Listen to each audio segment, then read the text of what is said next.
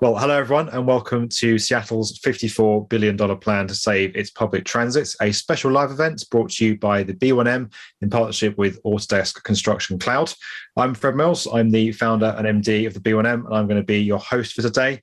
And I'm quite relieved to say that I've got some fantastic experts with me who know a lot more about this than I do, who are going to be able to talk to us about this fantastic project in more detail. We're going to meet them in just a moment, but first of all, a little bit of housekeeping from myself. Now, this is a $54 billion 25-year construction mega project. I could easily enthusiastically talk about it for 3 days, but I've been told not allowed to do that. We have to only talk about it for an hour. So we're going to run this for an hour and keep it to an hour. We're going to hear from the panelists first of all. We're then going to give you a little bit of a summary of Seattle's latest project, so Sound Transit 3, which is this $54 billion scheme to really increase transit capacity in and around Seattle. We're then going to have some prepared questions for the panel, just to make sure that you guys get some of the key facts and information out of this. And then we're going to come to an open Q&A, and we want to answer as many of your questions as we can. So if you get them coming in the Q&A feature on Zoom, guys, that would be great. Probably see there's a couple of different features depending on what device you're on. There's a chat and there's a Q&A. If you want to ask a question to the panel and you want it to be answered, pop it in that Q&A feature, and we'll make sure we get it answered. We're less likely to see things in the chat, so stick it in the Q&A if you can. Awesome. I think without further ado, let's meet the fantastic panel of people we've got with us today. First of all, Mark Hallenbeck, who's joining us from Washington State Transportation Center. How are you doing, Mark? I'm good. Thank you for having me. Could you give us a bit of background about who you are and your role? So I direct a transportation center on the University of Washington campus. The center's role is to connect the really bright people here on campus with any public transportation agency in the state that's interested in our help, having anything to do with transportation, whether it's construction or operations or environmental impacts, whatever it may be.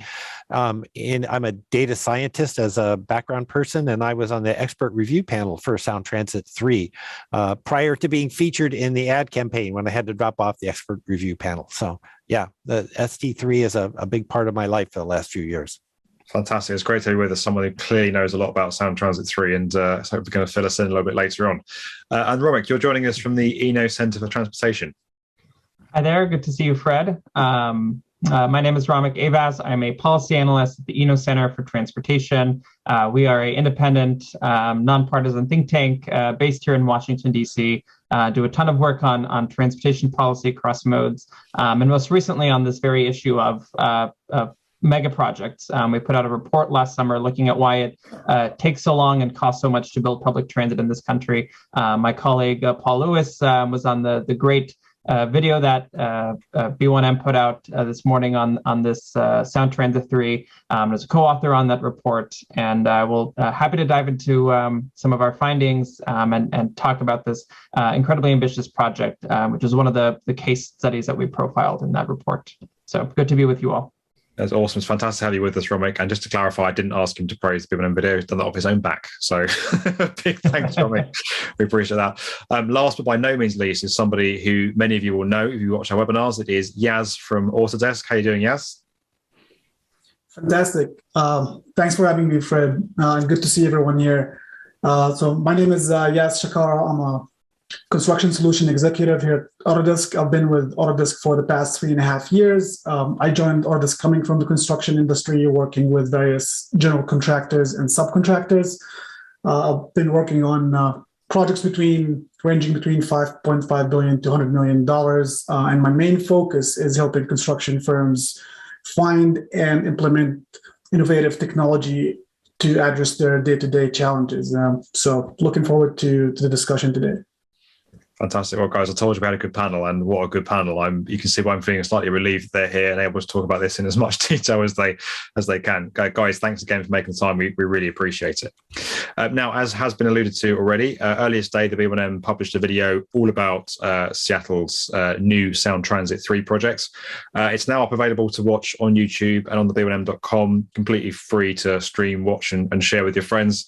I'm not going to say any more other than to say it's already had 100,000 views on YouTube since it was published at 7 a.m. Eastern time this morning. So let that be a verdict, and let that speak louder than any words I could say here. So do go and watch that. We're going to pop a link to that in our literature that we send out after today as well. Now, to give you guys a bit of background on the Sound Transit 3 project and how it's come about, we're going to first of all introduce a bit of context around Seattle. Seattle is a lot more than just the Space Needle Tower, although this is the 4th slide in the presentation, and I've had the Space Needle on all 4 slides so far, so apologies for that. It's a very iconic building, but obviously the city is a bit more than that. Seattle is one of the most popular places to live in the United States. There's a few reasons for that, but it's home to some of the kind of major household name brands you can see on screen at the minute, brands I'm sure we're all very familiar with. That's caused a large influx of people to come and live in the city and choose to relocate to the city in recent years. In fact, 21% population growth between 2010 and 2020, making it easily one of the fastest growing cities in the US.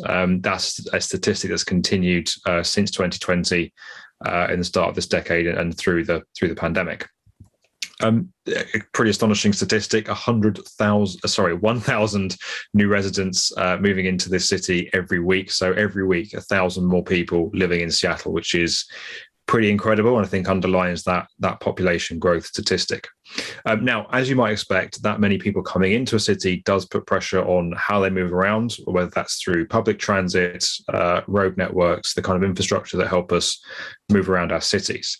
And that's really where the Seattle Sound Transit project comes in. So the blue lines you can see on screen at the minute constitute roughly where Seattle's Sound Transit 3 project is going to grow to. Incredible 62 miles of new tracks, some 37 new stations, $54 billion, and a 25-year construction program, which is pretty remarkable.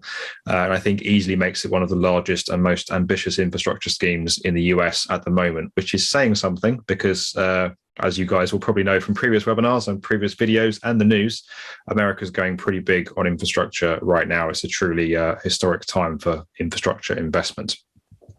Now, for those of you who are from Seattle or familiar with Seattle, you'll know it's an incredibly beautiful place. There's lots of mountains, trees, lakes, hills, fantastic places to be and explore if you like walking and being in the outdoors, but not so great if you're trying to build a railway line, which is why this project is facing some pretty extreme engineering, including here on a floating bridge, where there's been some very serious advanced engineering to enable train lines to be constructed over a floating bridge and to move with the bridge and the water flow as necessary, which is pretty incredible. Something we dive into a bit more in the video, and something that required, as you can see on the right-hand side there, some specialist modeling to make happen.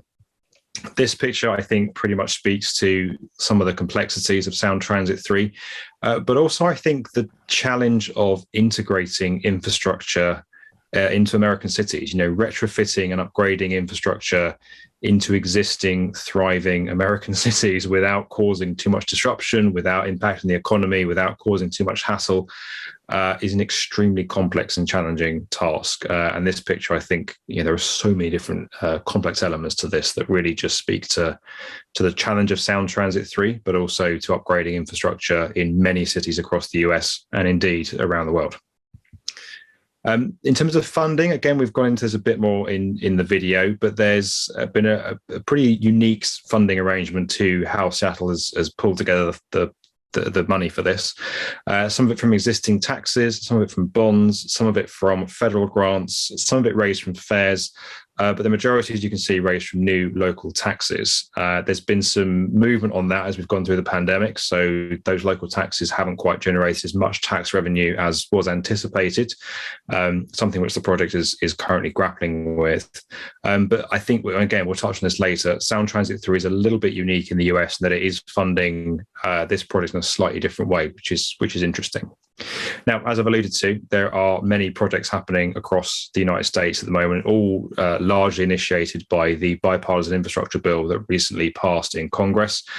You'll know that we did a detailed video on that and what's in it back in November on the B1M YouTube channel, which I think gives a pretty detailed overview about what is in that bill and what it means. But I think really what we want to get from today is learning from Sound Transit 3 and what this means for other cities in the US looking to upgrade their rail infrastructure, looking to upgrade infrastructure within that existing built environment that I described. So yeah, this is certainly a conversation about Sound Transit 3, but it's not just focused on that project. We hope that some of the learnings and some of the story that comes out of this is applicable to you wherever you're watching today, whether that's in the US or elsewhere in the world. So without further ado, we're going to get into our panel discussion in just a moment. But first of all, we're going to hear from Yaz, who's going to talk to us a little bit about Autodesk Build and how that tool is enabling construction projects and infrastructure projects like this to succeed. Hello, everyone. Today, I'll be giving you a quick overview about Autodesk Construction Cloud and how Build can help with the challenges of an infrastructure project. The first challenge that comes to my mind is accessibility. As we all know, on any infrastructure project, accessing Wi-Fi or internet is usually a challenge. But since Build is a cloud-based platform, you'll be able to access all the information and data in an online and offline capacity, whether you're in the office or in the field with your phone and tablet. The main goal of Build is to establish a common data environment that's going to act as a single source of truth for all the stakeholders on the project. And this common data environment is purposely built for our industry. The reason I'm saying this is because you can natively view more than 42 file types. These 42 file types are the most commonly used file types in our industry. Things like Autodesk products, other products like Microsoft Office and Word, and you'll be able to view also competitor softwares like MicroStation, which is heavily used in infrastructure, and you'll be able to access all the metadata and the geometrical data of these files. So like you see on the screen right now, you can view the 3D model, you can also view the CAD files and all the metadata behind them. And in order to have a common data environment for all stakeholders, that common data environment needs to be a low trust environment. So you'll be able to control permissions on various levels, whether it's on a project level or on a folder level. You'll be able to also manage other aspects and other workflows all in one place. So now that you can manage document management and you have your common data environment, then you can extend into other workflows. Things like QA/QC and quality control. So you have the reactive approach with QA/QC, with managing issues all in one place. So you have a unified log for all the issues coming from the sheets or coming from other places of the platform. You'll be also able to manage checklists, whether you want to do a proactive approach with standardized procedures or manage inspections, for example, you'll be able to manage that from one place. Since you have a single source of truth, you also can reflect the latest and greatest set of documents to everyone on the project. So everyone on the field can access the latest revisions of the drawings.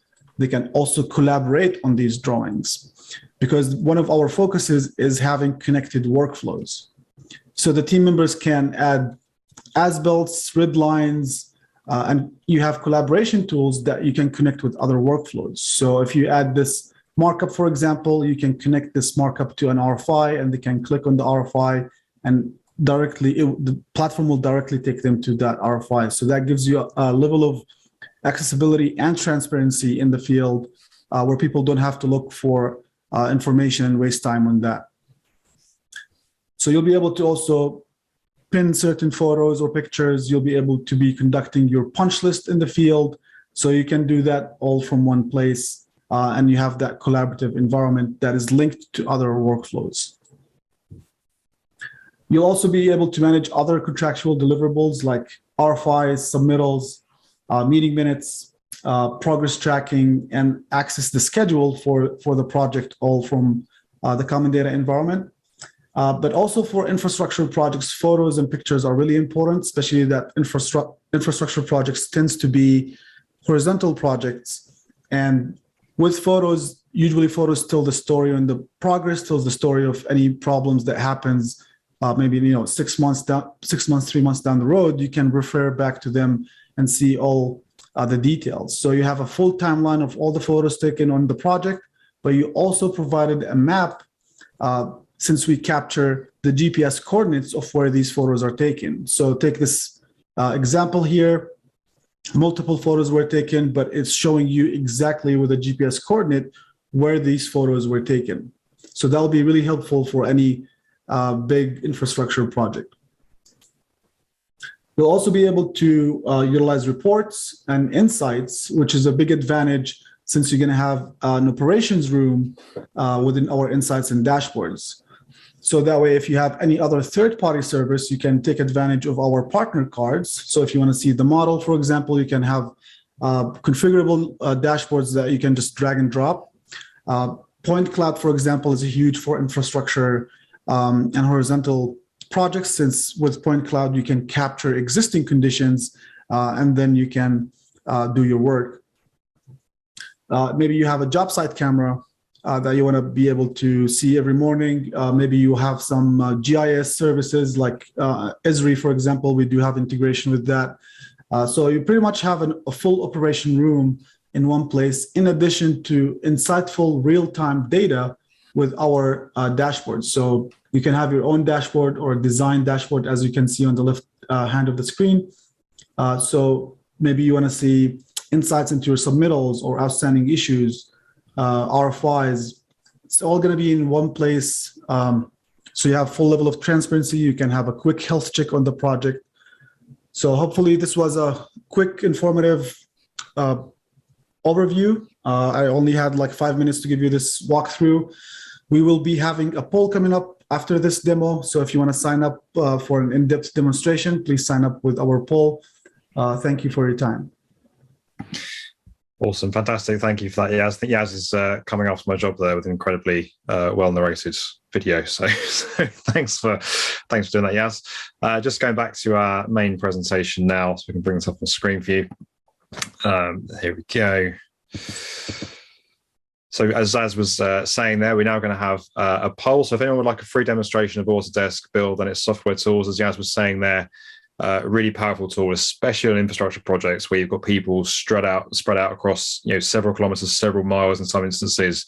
Being able to know what's happening and get information in different locations is absolutely critical. So this is a really powerful tool. If anyone would like a personalized version of that demonstration from Yaz, tailored to you and your company, then respond to our poll, which I'm just launching now. If you could, I'll leave that open for the remainder of the webinar. So if you guys could have a look at that and just say yes or no. Those of you answering yes, Autodesk will be in contact with you after today, as I said, to get you a personalized demonstration. So thanks for that, Yaz. Now, I want to bring back in our panelists because I want to delve a bit deeper into Sound Transit 3. Don't forget, guys, we are going to come to your questions as well. So keep those coming in the Q&A section. We can see a few coming in already, but get them coming in as they come to you as you think them up, and we'll get as many of those answered as we can. Now, Mark, I want to come to you first because you're someone who lives and works in Seattle. You've studied Sound Transit 3 extensively. For people who aren't familiar with the city, who maybe aren't based in the US, how necessary is Sound Transit 3? Does the city really need this? Oh, you should have seen me in the ad campaign for Sound Transit 3. It definitely needs it. So, as you said, Seattle's a beautiful place, but it's a vertical place. It's up and down, right? So you're either on a hill, or you're going up or down the hill, or at the lake at the bottom of the hill, and that makes for very limited real estate for putting transportation facilities of any kind. So we ran out of roadway space way earlier than almost all U.S. cities because there's no place to put them. The result is that even before this recent last 15 years worth of crazy fast growth, we had congestion problems, and they had been looking for some kind of transit solution because it's space efficient for many, many years. So if the metropolitan area is going to continue to grow, they have to find places to provide transportation facilities that are space efficient. And that's why Sound Transit won relatively handily in the vast majority of the metropolitan area.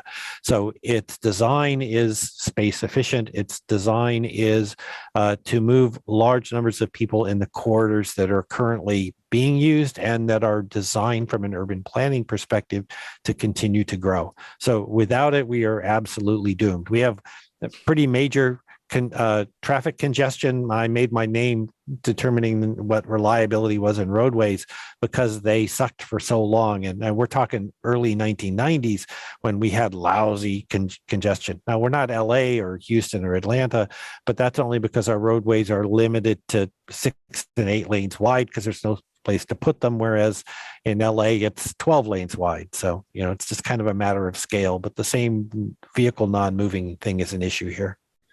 And Sound Transit 3 will go a long way to, is it going to partly solve the problem? Is it going to completely increase capacity?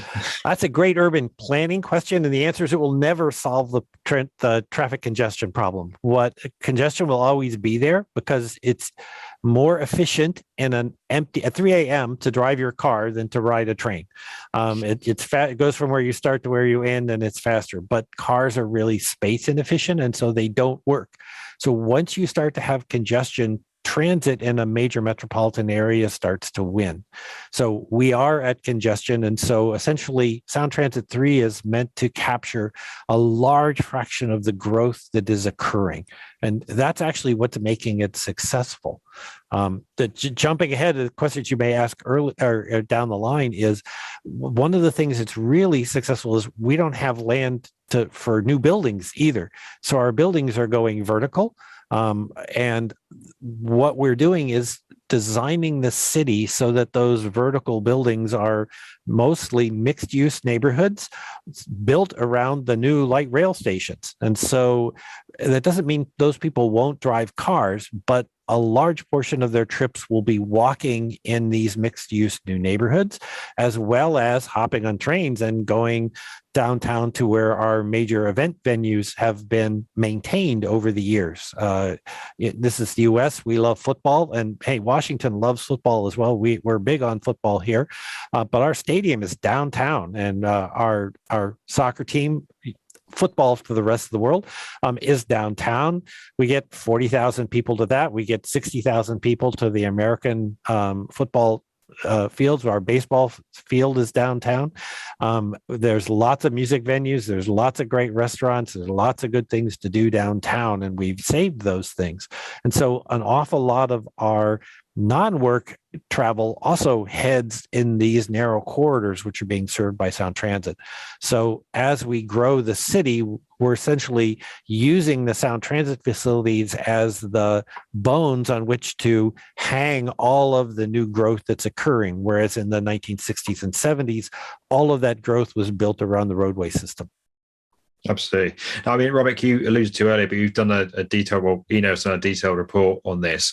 What are some of the things that make the process of expanding public transportation in Seattle so unique? Yes, Fred, that's a great question. And, as Mark said, Seattle is one of the fastest growing regions in the country. Aside from just that fact, right? When you have such a booming population, you have communities that are undergoing significant change, that can create a complex urban environment, certainly from a workforce perspective. There are lots of infrastructure projects that are underway. Lots of vertical construction, and of course, a lot of new horizontal construction with ST3, and so that creates a competition for workers and construction workforce. One of the things that came up, and I'm not at all an engineer, but in our work we did a deep dive into the Seattle region, and we heard quite a bit that the region has some very complex soil conditions, and so there are elements of past light rail projects that have been tunneled or are grade separated. And so that's been an engineering challenge on some of these projects, dealing with the unique topography and geological conditions. There's also some very rigorous safety codes in the region, specifically looking at seismic. And so while Seattle does not get earthquakes at the frequency that, Southern California, for example, might get, one thing we heard from engineers and technical experts is that those earthquakes tend to be stronger and last for much longer than they would in other regions. And so, particularly when you're building elevated portions of these projects, they have to conform to some pretty rigorous seismic standards. And so, again, for good reason, but those can add a layer of complexity. Another item that we found is an issue in Seattle is just the skyrocketing price of real estate. And I know we'll probably touch on that. And of course, Mark is intimately familiar with this much more than I am. But a lot of these projects require significant amounts of land acquisition. And, as that price goes up, that can certainly affect the cost portfolio for these projects. And that's something that, the agency is grappling with And lastly, not necessarily unique to Seattle, but community engagement. I think every city has its own unique culture. I think every city has, certainly, places a premium on community engagement. But one thing we've seen in Seattle is that there's a strong culture of engagement and vigilance on the part of the community when it comes to these projects, and a whole host of jurisdictions and municipalities that these projects run through. And so when it comes to permitting, coordinating, you have to make sure you're being responsive, but also balancing, an attempt to make everybody happy. And so there's quite a bit of coordination involved at the municipal level, but also within, each of the neighborhoods that these light rail projects run through. Yeah, I mean, it's an extraordinarily complex project, not just from the engineering perspective, but from the policy perspective. Almost every aspect of it is challenging. Yeah. I guess, Mark, if you had to pick out the top three biggest challenges, if there were just three, what would they be to completing Stans Transit 3, in your opinion? Well, money is the biggest one. By far, money is the biggest one, and the money issue kind of comes back to roll back into other problems.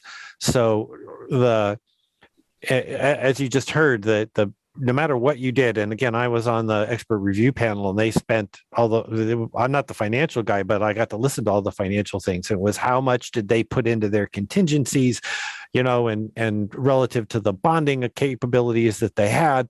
And trust me, there was an awful lot of slack put into that because they were afraid of it. But I don't think anybody anticipated what the real estate budget was going to do. There was an article in the Seattle Times yesterday that some poor house went on sale for $2.5 million, and it actually sold for $3.5 million.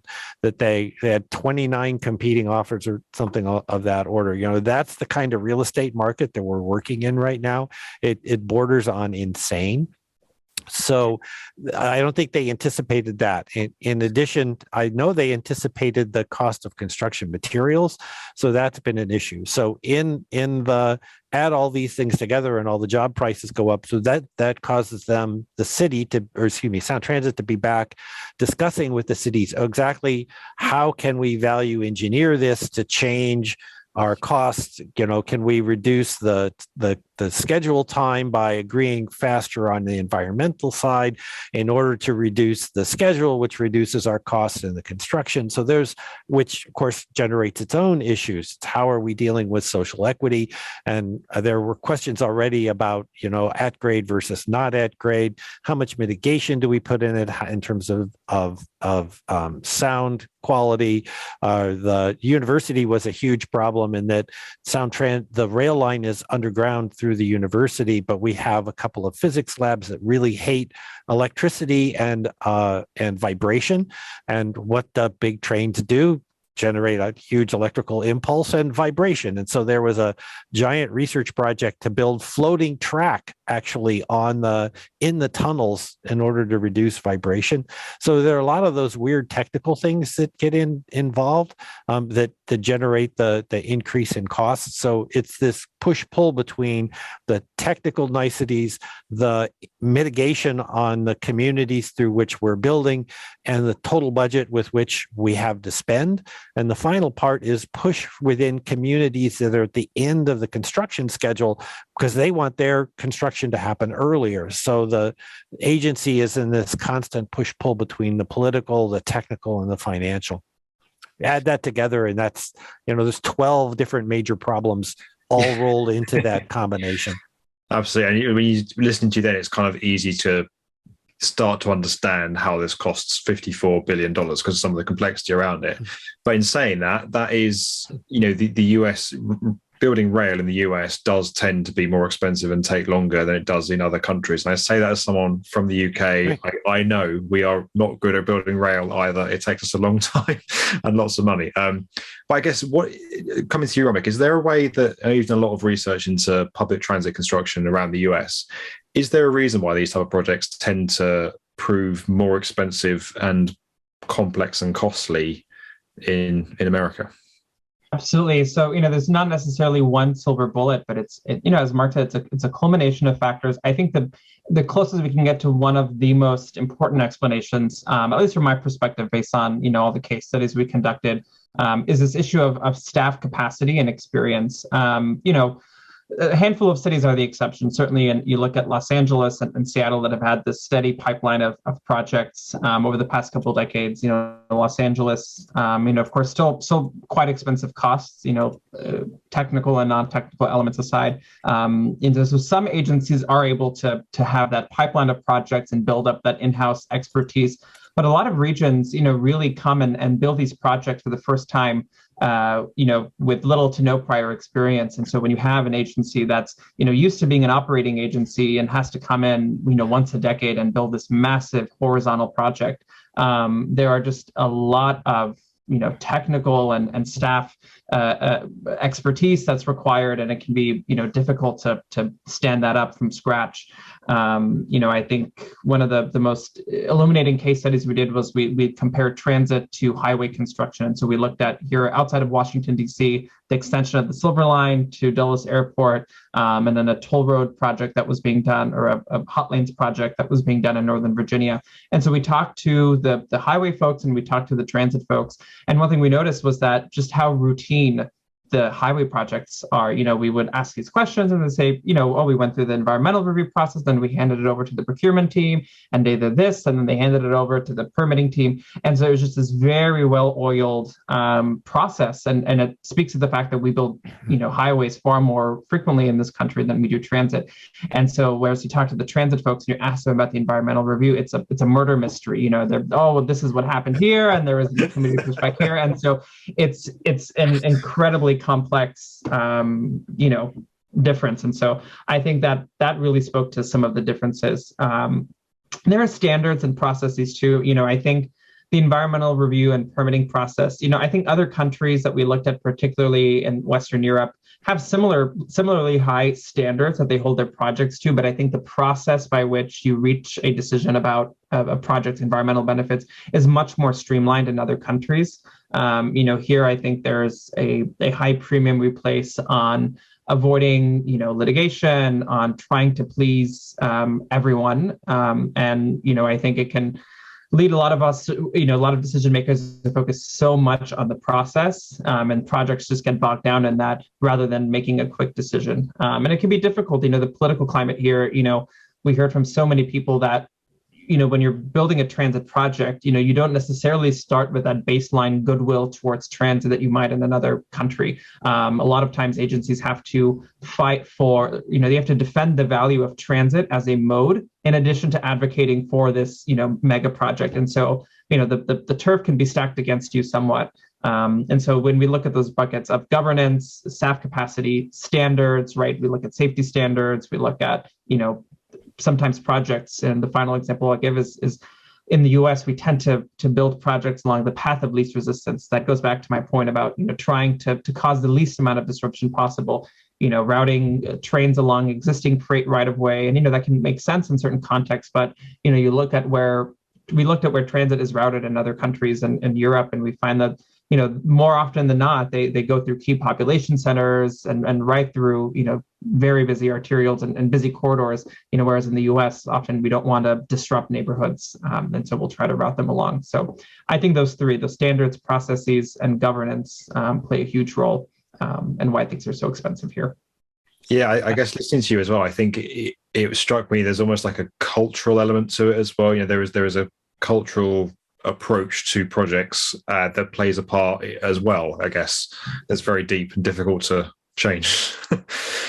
Yeah, Sound Transit 3 has one extra thing that adds to this, and that is there's a Washington state law that says on public projects you can only have bonding authority up to a particular level of the tax base which actually pays for it, unless you get a 60% vote yes on to override that particular authority. And it's hard to get the people to vote 60% that the sky is blue. So Sound Transit specifically chose to not go to present a plan that has a much longer lead time in order to spend the money out.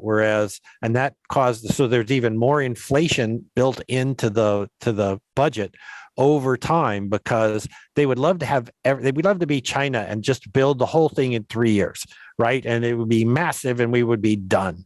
But we can't fund that, even if you could pay for it over 40 years worth of bonds, because we can't have that level of bonds. So we're almost in an annual cycle of, okay, well, now we have this much money, so now you can build the next one. But until we pay off, the one from 5 years ago, then that money becomes available and we can sign the next contract and the next contract. So the 54 billion and the extremely long time frame is driven in part by the state law that says you can't bond more than a particular percentage of your annual revenue stream. So that's one other fact, just to go on top of the other ones that you just heard about. That's issue 13, I think. Yeah, right. Yeah. The unlucky number. Yes. Right.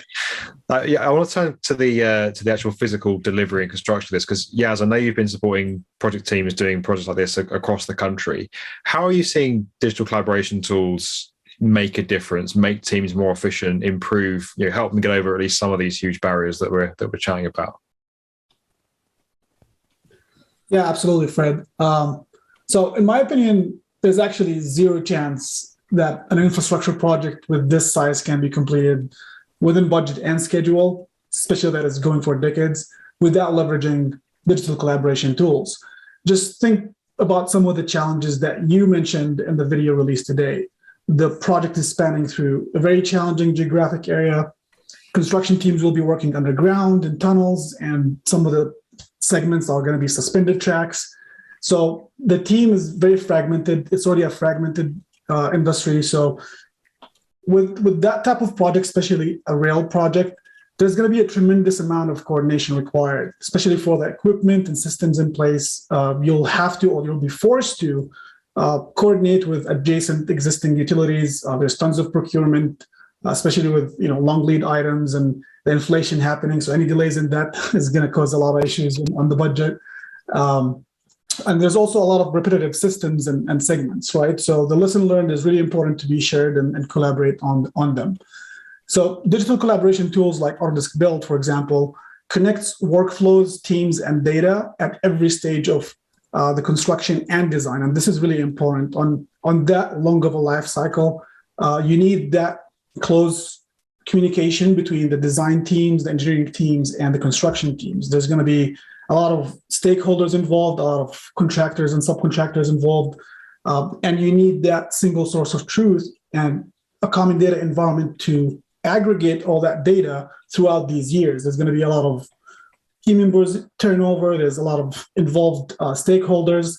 So especially on a mega project, a mega infrastructure project like this one, having digital collaboration tools is invaluable. You're saving cost on rework and quality control by communicating the latest and greatest documents and specs and contractual deliverables.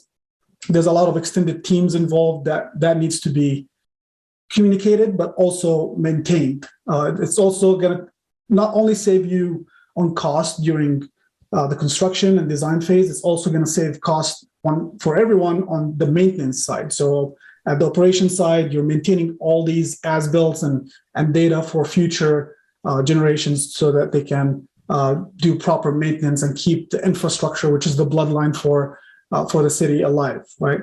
So that's a huge portion where digital collaboration can help, especially on efficiency and productivity. You mentioned there's like about 45 million man-hours estimated for the project. So just think about the amount of safety, amount of each rework that happens at each segment that can cause to delays and additional costs. So it's not just also saving on the project's budget, but think about it like you're also saving cost on the taxpayer. Every day we're delayed, there's wasted productivity for the taxpayers, there's liquidated damages that can be impacted by everyone. So connecting and improving efficiency as we go through all the phases of construction with digital collaboration tools is really invaluable. Definitely. I guess the crazy thing about a project of this length as well is that it spans generations. There's going to be different generations of construction teams coming through here. So passing the data and the information between them is critical. You can't do it with a printed lever arch folder that may or may not have everything you need in it. Absolutely. Yeah, definitely. Now, guys, get as many of your questions coming into that Q&A feature as you can. We're obviously looking at the chat feature as well. It's great to see so many people from around the world saying hello from where they happen to be this evening. Well, I say this evening because I'm calling from London, so big hello to everyone's giving a shout out from the UK and London, but actually from across the world, from those of you in Seattle itself as well. It's awesome to see so many of you there. We're going to go through as many of these questions as we can. We're going to fill them out to the panel. I know a couple have been answered already, but I'm probably just going to ask them again just so we get some of the answers for everyone. Good questions coming from Chris. Does lower ridership and free rides as a result of the pandemic cause funding issues with Sound Transit 3? So don't forget I said earlier that some of this is being driven from fares and taxes. If less people use Sound Transit and there's less fare revenue, that can be a problem. So is that an issue, Mark, and how's it being dealt with?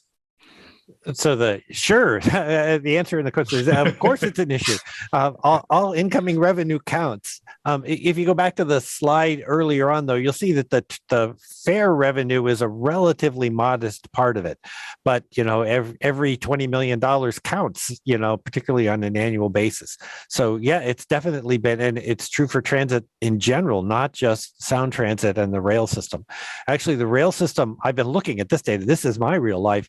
The rail system ridership is coming back much more quickly than the bus ridership, and they just opened 3 new stations and they have been hugely successful.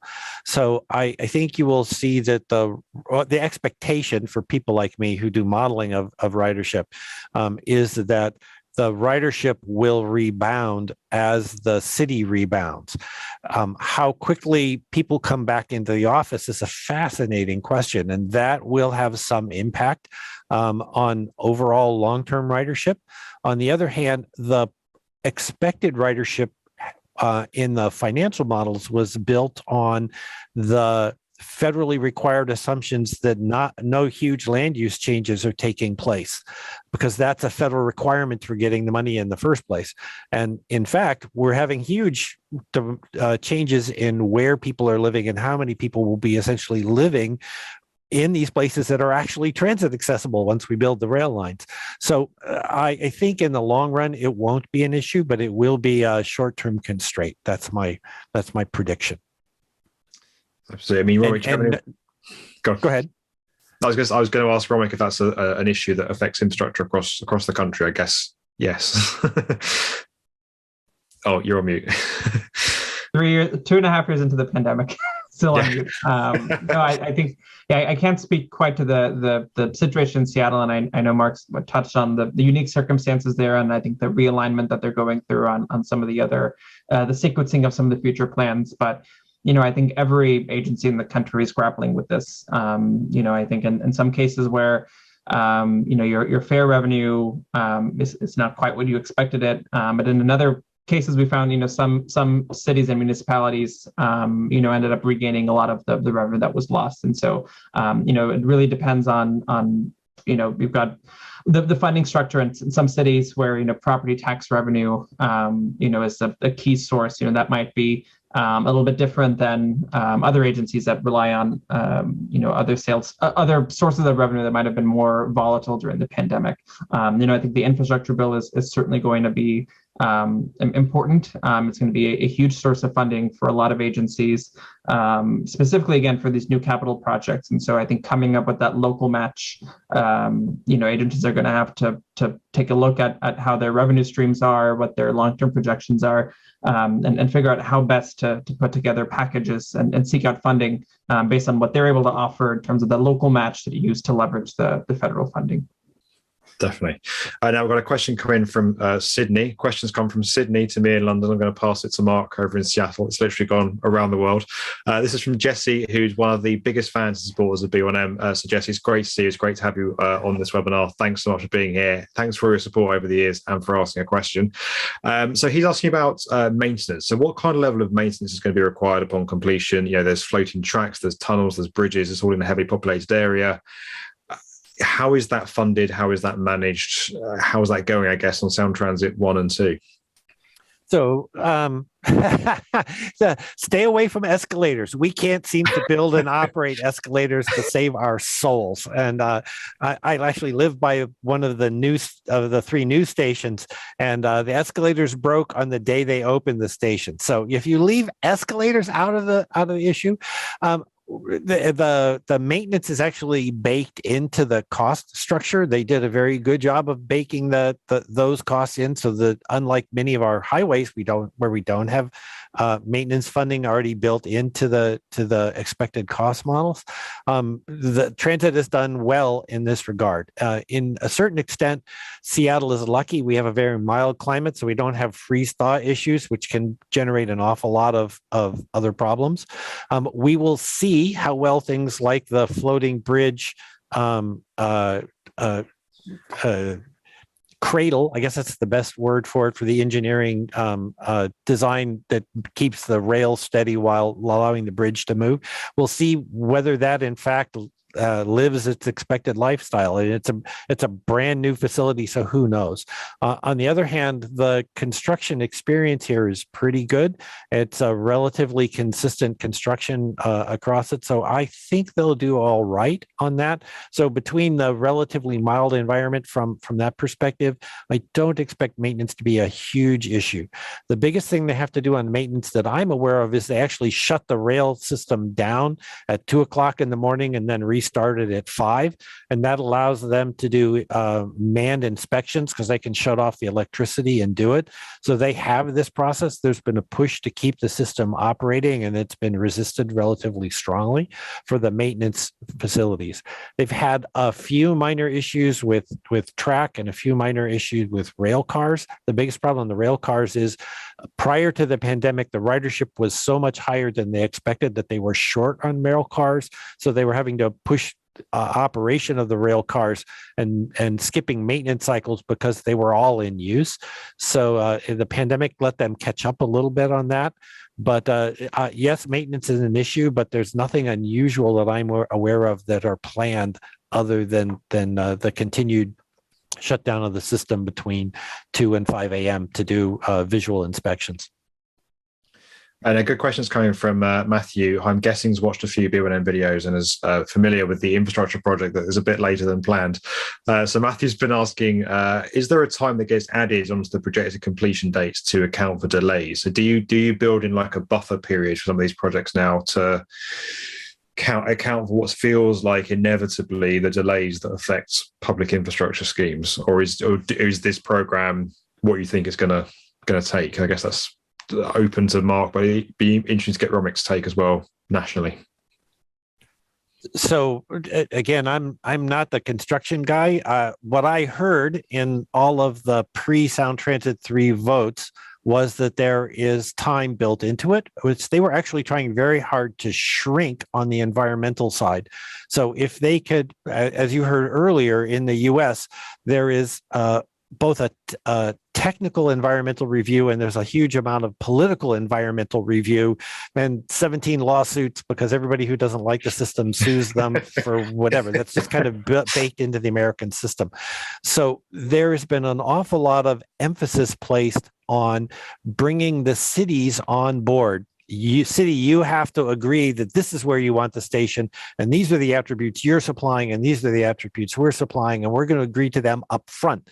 So even if we're not going to start this project for 5 years, we're going to do all the preliminary work and to shrink that side of the construction zone so that when there are construction event problems, like the concrete truck drivers have been on strike for the last month.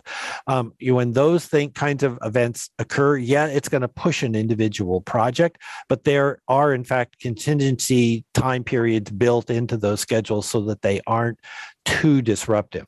But that's a very generalized response. There could very well be things that I'm just not aware of because I'm not a hardcore construction guy.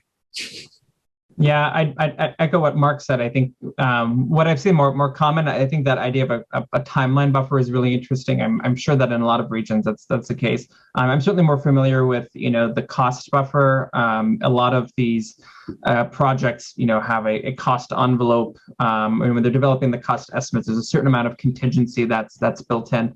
I think the methodology behind how you come up with that contingency is always interesting. I'm not a cost estimator, but I think there's always concern about whether the contingency amounts are appropriate, whether they're too large, whether contractors are building in larger than expected contingency budgets, depending on the history of the agency they're working with. But I think it is common that there's a certain expectation of delays or hiccups. And so, I assume that those timeline buffers are put into place, at least in terms of our best practice that we look at. It's always, important to have, this goes back to what, Yaz was talking about, the collaboration and clear communication. These projects are not done in a vacuum. There's a lot of coordination within agencies, between agencies and municipalities and the contractors. And so making sure that, decisions are made really, really quickly. And so, for example, if there's a change or unexpected site condition, right, you're digging and you're tunneling and you come across, historic artifacts or dinosaur bones, things that need to be, taken into account. Having that buffer is important, but what's even more important is having a clear process by which, obstacles are addressed, decisions are made and overcome. We've seen in a lot of regions in the US where you'll encounter something and the project will be paused for 6 months while, there's additional study done and, more community engagement to figure out the best way to proceed. And so to the extent that you can address something and move on quickly, you'll of course always encounter hiccups, but it's important to make sure that you're keeping things moving as quickly as possible. It goes back to my earlier point about not getting bogged down in process. Definitely. Now, guys, we're getting inundated with your questions now, which is fantastic. I know Mark's answering some of them. We are going to endeavour to get you answers via email afterwards. I've got too many great ones to choose from. I'm going to pick one which touched on a bit of a different issue, and then I've got a final one for myself that I will ask the panel before we wrap up.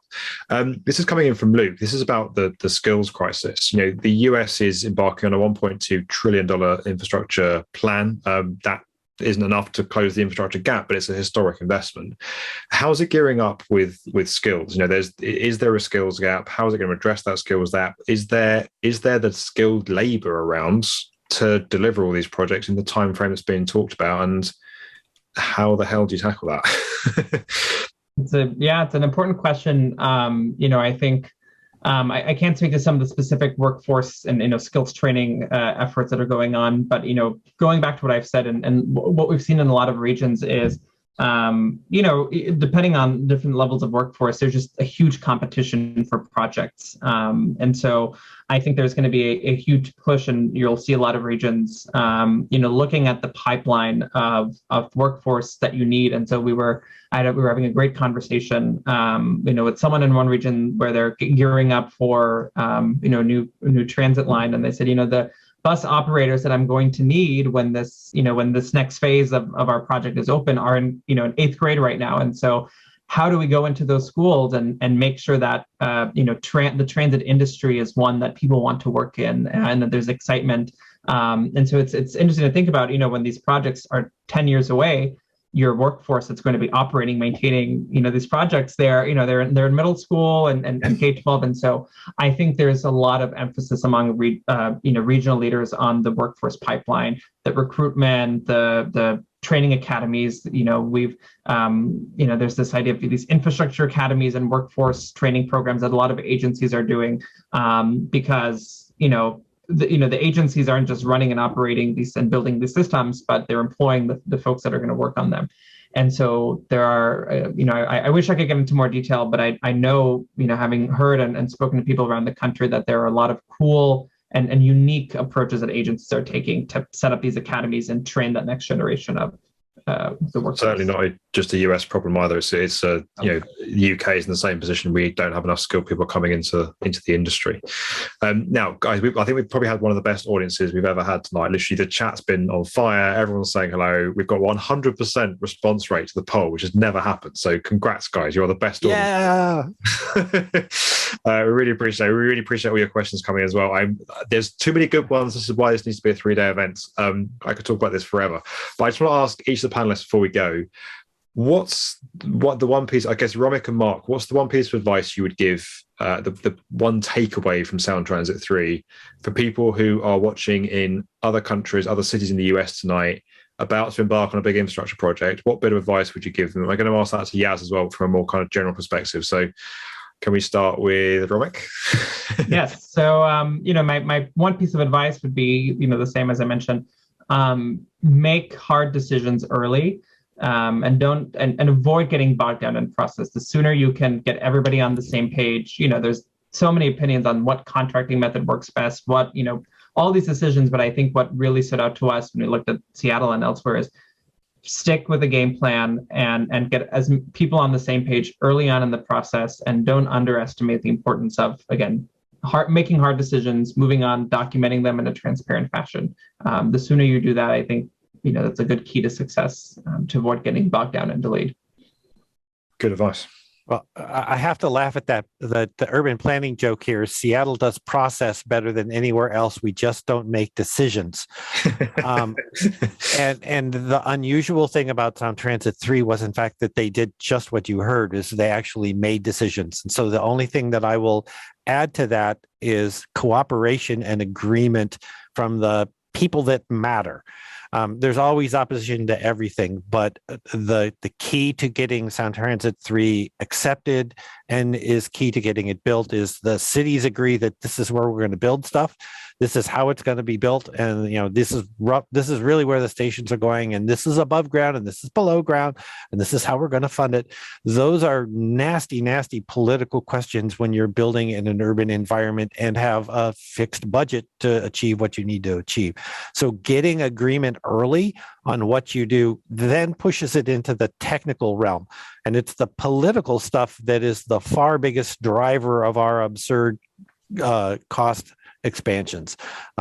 Technically, things can be difficult, but we actually do technical stuff relatively well, with minor disastrous exceptions. But usually we do pretty well. But the political side of this can really send you off course. So make sure your politics and agreement of everybody who needs to be on board is on board, and then it will go much more smoothly. Some great advice born out of experience here. And Yaz, from your perspective, what advice would you give to infrastructure teams across the US and around the world? Yeah, my advice would be for decision makers involved in these kind of projects and decisions on these projects to literally embrace emerging technologies coming up to help at least the future generations that are going to be maintaining these infrastructures. There's already a lot of capital being invested. It's a lot of debt. It's a lot of tax money. Things specifically like asset management. You have also digital twin, which is going to give you optimization for future designs, future maintenance, and records for future generations, right? This is a decades project, but there's also a lot more people that's going to face the same problems we're facing today in the future. So embracing that by decision makers would be a huge impactful thing for all societies and all the cities. So what a fantastic note to end on. I think we've had a fantastic panel today. Also, a big thanks to Mark, Romik, and Yaz for being part of this with me, not least because you're a lot more expert at this than I am. So thanks for being here. Don't forget, guys, there is that video all about Sound Transit 3 up on YouTube. I know I'm very biased, but go and check out my own video on YouTube. Do go and have a look at that. It's a bit more informative from what we've had today. If you've asked a question, but we haven't had it answered, we would endeavour to get you an answer over email in the next couple of days. But just to say a huge thank you to everyone that watches and supports the B1M, to everyone that turns out to events like this. Your passion for construction and for this industry just comes through the screen, and we just love telling great stories about this sector to support you with. Big thanks as well to Autodesk Construction Cloud, who are our sponsor for today, and to Yaz for representing them on the panel. It's been great to have him here. We couldn't do these sort of things without them, so great to have their support as well. Don't forget, guys, there is the YouTube channel. We've got the B1M website, and we've got future events like this coming up throughout the year. Hopefully some in-person ones as well. Now the pandemic is finally easing. We're planning to do those in a couple of different countries around the world, which will be super exciting. But until next time, big thanks to all our panel, and we'll see you guys soon.